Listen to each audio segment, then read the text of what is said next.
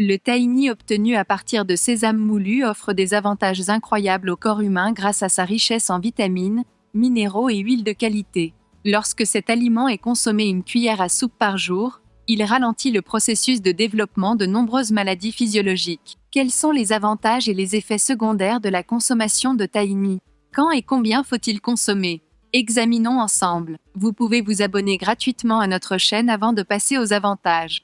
Nous sommes ici avec une nouvelle vidéo informative chaque jour. Quels sont les avantages d'une consommation régulière de tahini? Les acides gras bénéfiques contenus dans le tahini favorisent la croissance des bactéries probiotiques dans l'intestin.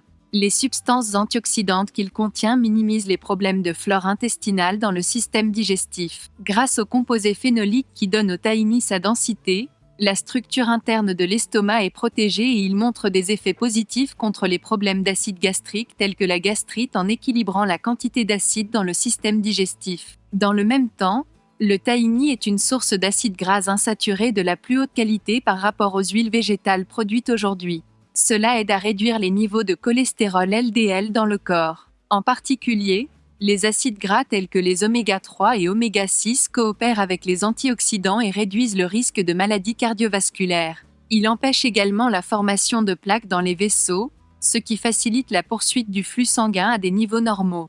Le potassium qu'il contient contrôle l'équilibre hydrique du corps. Une cuillère à soupe de tahini contre les maladies. Le tahini contient des nutriments importants tels que le fer, le cuivre et le zinc.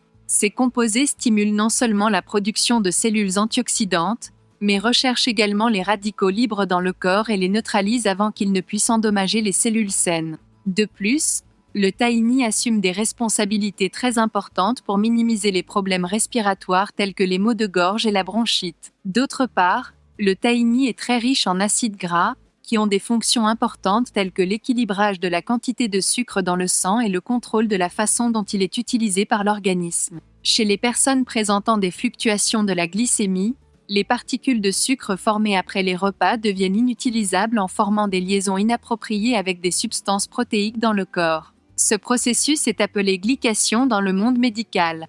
Le tahini réduit le processus de formation de la glycation grâce aux acides gras de haute qualité qu'il contient.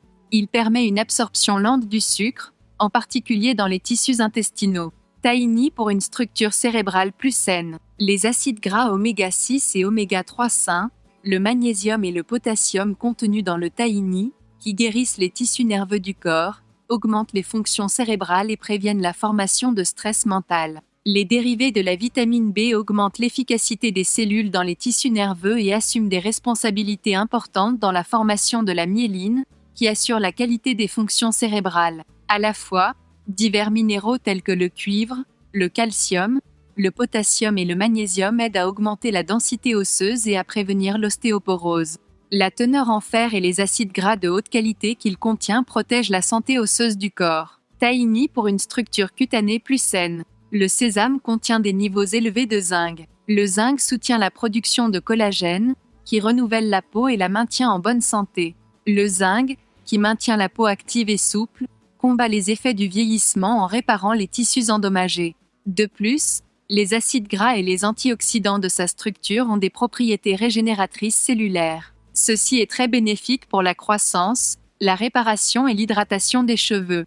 Le tahini, qui augmente la qualité de la circulation, aide les follicules pileux à se nourrir de manière qualitative. Alors y a-t-il un mal dans le tahini?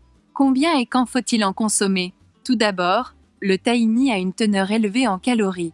Les composés puissants qu'il contient amènent le tahini au seuil calorique élevé. Alors que peut-il arriver au problème de poids s'il n'est pas consommé de manière contrôlée?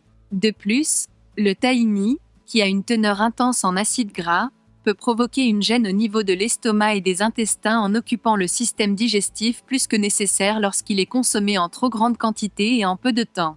Alors, combien de tahini faut-il consommer? Les experts recommandent de consommer une cuillère à soupe de tahini 2 à 3 jours par semaine, en particulier pendant les périodes où le métabolisme ralentit, le système immunitaire diminue et les transitions saisonnières se produisent. À la lumière de ces informations, vous pouvez ajouter du tahini à votre alimentation et bénéficier de ses bienfaits à long terme. Si vous aimez notre vidéo, n'oubliez pas de liker et de vous abonner à notre chaîne si vous n'êtes pas encore abonné. Portez-vous bien, informez-vous.